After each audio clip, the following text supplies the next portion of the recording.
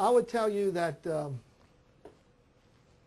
estimated number of homes that, because we don't specifically know exactly how many homes flooded, but it's anywhere between 21 and 25,000 people flooded during Hurricane Katrina in Jefferson Parish alone.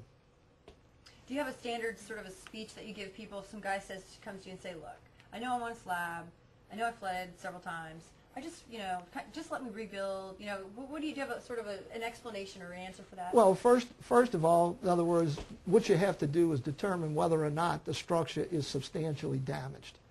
Because in other words, if it's not substantially damaged, then he can get a permit and he can repair and basically stay where he is.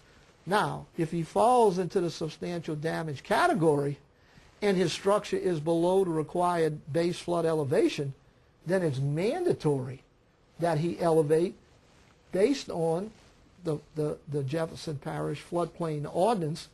Oh yeah, without flood insurance and the maps that tell us, how high we need to build, I mean, it would have been absolutely devastating down here. I mean, to me, there would be hardly any recovery at all going on. I mean, I would tell you, as a floodplain manager, probably, the biggest lesson learned is, and I would say it's two-part. One is to encourage people to have flood insurance.